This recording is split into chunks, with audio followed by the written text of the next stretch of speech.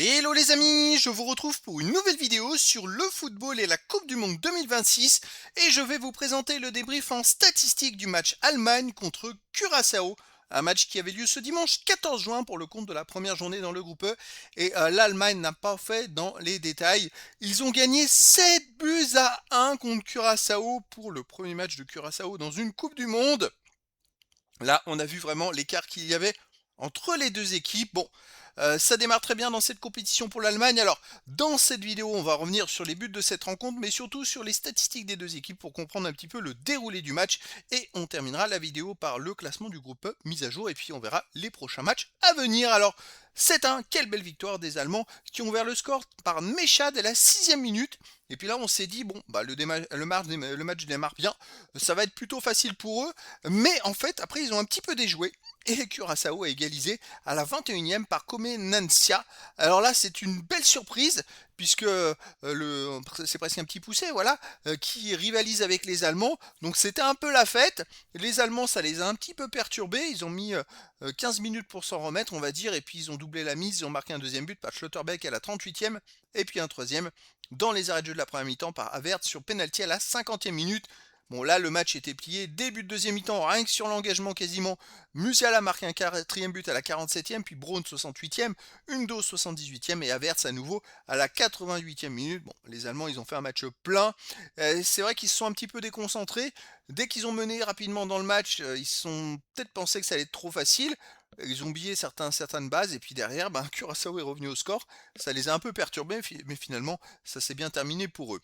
Alors les statistiques, il y a eu 65% de possession de balle à 35% pour l'Allemagne, 633 passes tentées à 336, 550 passes réussies à 276, 86,8% de passes réussies à 82,1%. Bon, les statistiques de domination sont logiques. Après, le pourcentage de passes réussies de l'Allemagne, il n'est pas au-dessus de 90%. C'est ce qui m'étonne un petit peu contre une équipe comme Curaçao. Je trouve ça peut-être pas au top. Bon, en même temps, est-ce qu'ils ont voulu jouer vite de l'avant plus profond pour marquer plus de buts, ça peut amener plus de risques dans les passes et forcément moins de réussite. C'est peut-être ça, parce que jouer à la baballe face à Curaçao, je vois pas l'intérêt. Autant essayer de jouer et de tenter les choses. Donc c'est peut-être la logique de ce pourcentage de passes réussies. 21 occasions à 6 pour l'Allemagne, 3,91 buts attendus à 0,40 pour l'Allemagne. Bon, le score de 7-1 est légitime, hein. 3,91 XG, ça aurait pu faire 4-1, mais voilà, il y a eu 7-1, c'est pas illogique. 27 tirs à 8 pour l'Allemagne, 3 fois plus, hein. 12 tirs cadrés à 2 pour l'Allemagne. Bon, 8 tirs bloqués à 0 pour l'Allemagne, 1 poteau à 0 pour l'Allemagne. Bon, l'Allemagne a fait un match plein, hein, dans l'ensemble des stats. C'est quand même une ultra domination, un score, un écart qui est logique, on va dire. Les autres stats, 1 hors-jeu à 0 pour Curaçao, 8 corners à 1 pour l'Allemagne, 12 centres à 7 pour l'Allemagne, 16 interceptions à 10 pour Curaçao, 19 tacles à 16 pour l'Allemagne, 48 duels gagnés à 45 pour Curaçao, ils se sont bien battus, 4 à 1 pour Curaçao, 18 fautes à 11 pour l'Allemagne, pas de jaune, pas de rouge. Alors Curaçao, bah, avec leurs moyens, ils ont fait comme ils ont pu, ils ont fait plus d'interceptions, 16 à 10, ils ont aussi gagné plus de duels, donc ça c'est plutôt intéressant, 48 à 45. Voilà, ok, ils étaient bien moins forts, mais en tout cas, ils n'ont rien lâché.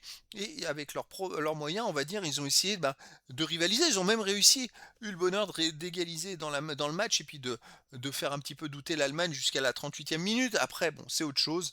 Mais voilà. Alors, le classement, les amis, dans ce groupe. Eh ben, écoutez, l'Allemagne est premier, forcément, avec 3 points. En attendant le match Côte d'Ivoire contre Équateur, alors là, ça va donner une tendance, hein. De toute façon, on voit très bien, comme je vous l'ai déjà dit, les 2 premiers de chaque groupe seront qualifiés pour les 16e de finale, ainsi que les 8 meilleurs troisièmes sur les 12 poules. Donc bon, on tend bien vers ce que l'Allemagne, Côte d'Ivoire et l'Équateur se qualifient et que les 3 équipes battent Curaçao. Et donc elles auront au moins 3 points. Donc peu importe après l'ordre, je dirais que voilà, après on verra, ça va être les confrontations directes. Prochaine rencontre, on a un Allemagne-Côte d'Ivoire, un Équateur-Curaçao et dernière rencontre Équateur-Allemagne et Curaçao-Côte d'Ivoire. C'est vrai que si la Côte d'Ivoire fait pas un bon résultat contre l'Équateur, derrière ils jouent contre l'Allemagne. Ça peut amener un peu plus de stress, même si à la dernière journée ils jouent Curaçao, mais bon, hein, du stress, si imaginons ils n'ont pas de victoire et puis ils jouent contre Curaçao qui jouent tous derrière et qui continuent de progresser, bon, ça peut être des duels intéressants. Donc voilà, c'était le débrief en statistique du match Allemagne contre Curaçao, un match qui s'est terminé par la très belle victoire de l'Allemagne, 7 buts à 1. Voilà les amis, je vous dis à très bientôt pour une nouvelle vidéo.